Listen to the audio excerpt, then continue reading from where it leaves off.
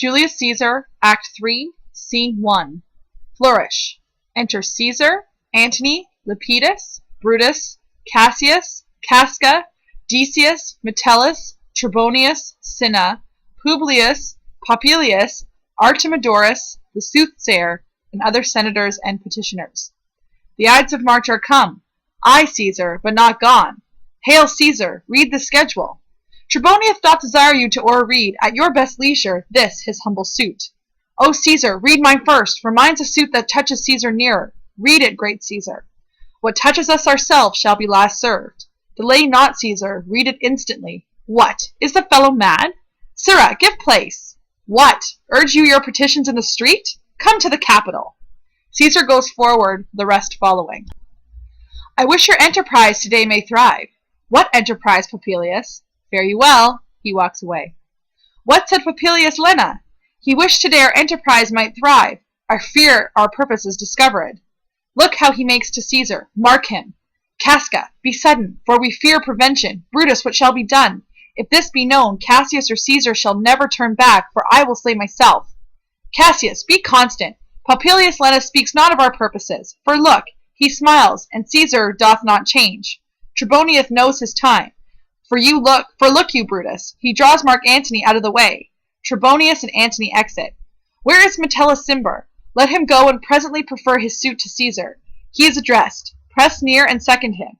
Casca, are you the first that rears your hand?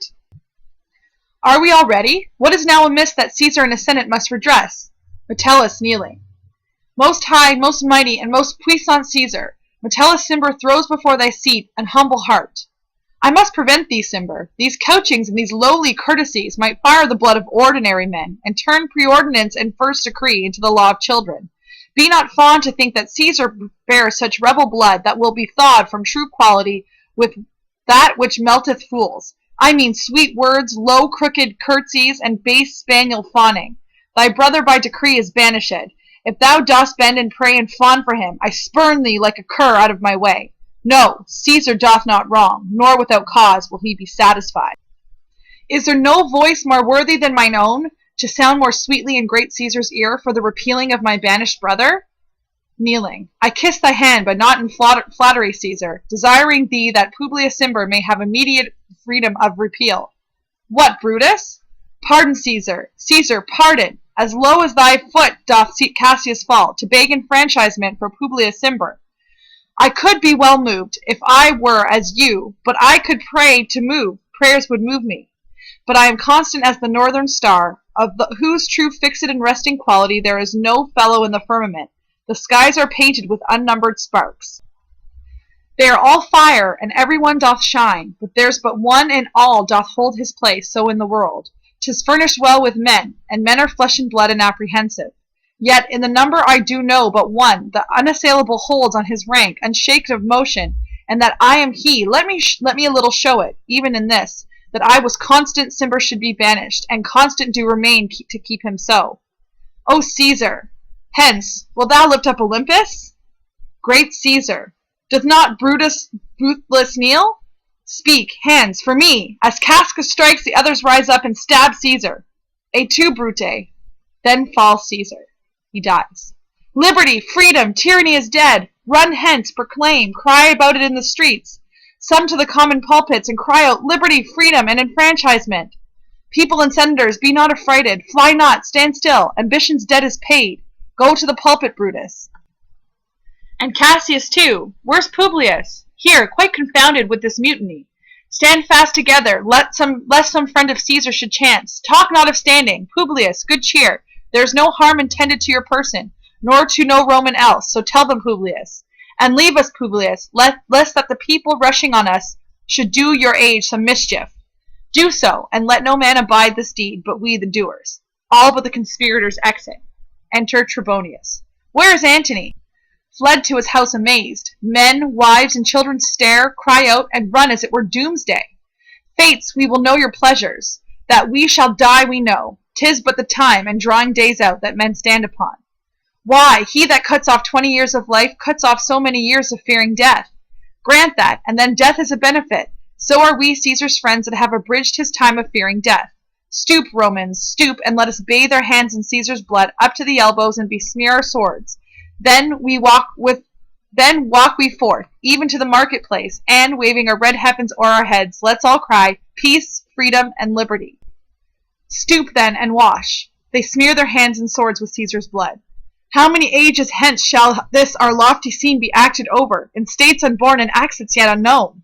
But how many times shall Caesar bleed and sport, that now on Pompey's basis lies along no worthier than the dust? So oft as that shall be, so often shall the knot of us be called, that men give their country liberty. What, shall we forth? Aye, every man away. Brutus shall lead, and we will grace his heels with the most boldest and best hearts of Rome. Enter a servant. Soft, who comes here? A friend of Antony's. Kneeling. Thus, Brutus, did my master bid me kneel. Thus did Mark Antony bid me fall down. And being prostrate, thus he bade me say, Brutus is noble, wise, valiant, and honest. Caesar was mighty, bold, royal, and loving.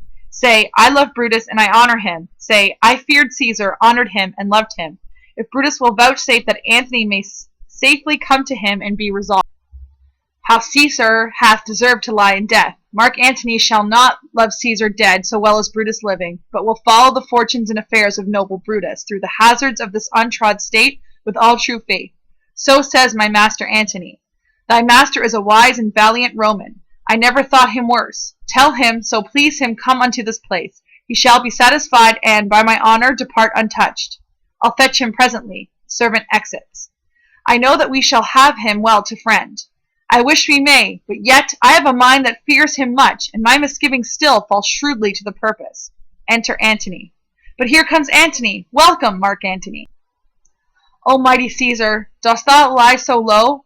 Are all thy conquests, glories, triumphs, spoils shrunk to this little measure? Fare thee well. I know not, gentlemen, what you intend, who else may be let blood, who else is rank. If I myself there is no hour so fit as Caesar's death's hour, nor no instrument of half the worth as those of your swords made rich with the most noble blood of all this world. I do beseech you, if you bear me hard, now, whilst your purple hands do reek and smoke, fulfill your pleasure. Live 1,000 years, I shall not find myself so apt to die. No place will please me so, no mean of death, as here by Caesar, and by you cut off the choice and master spirits of this age. O Antony, beg not your death of us, though now we must appear bloody and cruel, as by our hands and this our present act, you will see we do, yet see you but our hands, and this the bleeding business that they have done. Our hearts you see not, they are pitiful, and pity to the general wrong of Rome. As fires drives out fire, so pity, pity. Hath done this deed on Caesar. For your part, to you our swords have leaden points. Mark Antony, our arms and strength of malice, and our hearts of brother's temper, do receive you in with all kind love, good thoughts, and reverence. Your voice shall be as strong as any man's in the deposing of new dignities. Only be patient till we have appeased the multitude, beside themselves with fear. Then we will deliver you the cause why I, that did love Caesar when I struck him, have thus proceeded. I doubt not of your wisdom. Let each man render me with bloody hand. First, Marcus Brutus, I shall shake with you. Next, Caius Cassius, do I take your hand. Now, Decius Brutus, yours. Now yours, Metella. Yours, Cinna. And my valiant Casca, yours. Though last, and not least in love, yours, good Trebonius. Gentlemen, all, alas, what shall I say? My credit now stands on such slippery ground that one of two bad ways you must conceit me. Either a coward or a flatterer. That I did love thee, Caesar, oh, 'tis true. If then thy spirit look upon us now, shall it not grieve thee dearer than thy death, to see thy Antony making his peace, shaking the bloody fingers of thy foes? Most noble, in the presence of thy corpse? Had I as many eyes as thou hast wounds, weeping as fast as they stream forth thy blood, it would become me better than to close in terms of friendship with thine enemies.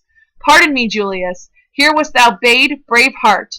Here didst thou fall, and here thy hunter stand, signed in thy spoil and crimsoned in thy lethe. O world, thou wast the forest to this heart, and this indeed, O world, the heart of thee, how like a deer strucken by many princes dost thou lie there.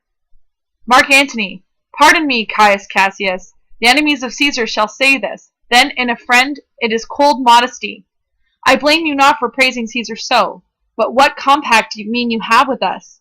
Will you be pricked in number of our friends, or shall we on and not depend on you? Therefore I took your hands, but was indeed swayed from the point by looking down on Caesar. Friends am I with you all, and love you all, upon this hope that you shall give me reasons why and wherein Caesar was dangerous. Or else were this a savage spectacle. Our reasons are so full of good regard that were you, Antony, the son of Caesar, you should be satisfied. That's all I seek, and am, moreover, suitor that I may produce his body to the marketplace, and in the pulpit, as becomes a friend, speak in the order of his funeral. You shall, Mark Antony. Brutus, a word with you. Aside to Brutus. You know not what you do. Do not consent that Antony speak in his funeral. Know you how much the people may be moved by that which he will utter? Aside to Cassius. By your pardon, I will myself into the pulpit first, and show the reason of our Caesar's death. What Antony shall speak, I will protest he speaks by leave and by permission, and that we are contended Caesar shall have all true rights and lawful ceremonies. It shall advantage more than do us wrong. Aside to Brutus. I know not what may fall. I like it not. Mark Antony, here, take you Caesar's body. You shall not in your funeral speech blame us, but speak all good you can devise of Caesar, and say you do it by our permission. Else shall you not have any hand at all about his funeral, and you shall speak in the same pulpit whereto I am going after my speech is ended. Be it so. I desire no more. Prepare the body then, and follow us. All but Antony exit. Oh, pardon me, thou bleeding piece of earth, that I am meek and gentle with these butchers. Thou art the ruins of the noblest man that ever lived in the tide of times. Woe to the hand that shed this costly blood. Over thy wounds now I do prophecy, which like dumb mouths do ope their ruby lips to beg the voice and utterance of my tongue. A curse shall light upon the limbs of men. Domestic fury and fierce civil strife shall cumber all the parts of Italy. Blood and destruction shall be so in use, and dreadful objects so familiar, that mothers shall but smile when they behold their infants quartered with the hands of war. All pity choked with custom of fell deeds, and Caesar's spirit, ranging for revenge, with Ate by his side, come hot from hell, shall in these confines with a monarch's voice cry, Havoc! And let slip the dogs of war, that this foul deed shall smell above the earth, with carrion men groaning for burial. Enter Octavius' servant. You serve Octavius Caesar, do you not? I do, Mark Antony. Caesar did right for him to come to Rome. He did receive his letters, and is coming. And bid me say to you by word of mouth, O Caesar! Thy heart is big, get thee apart and weep. Passion I see is catching. For mine eyes, seeing those beads of sorrow stand in thine begin to water. Is thy master coming? He lies tonight within 7 leagues of Rome. Post back with speed, and tell him what hath chanced. Here is a mourning Rome, a dangerous Rome. No Rome of safety for Octavius yet. Hie hence and tell him so. Yet stay a while. Thou shalt not back till I have borne this corpse into the marketplace. There shall I try in moderation how these people take the cruel issue of these bloody men, according to the which thou shalt discourse to young Octavius of the state of things. Lend me your hand. They exit with Caesar's body. End of Act 3, Scene 1.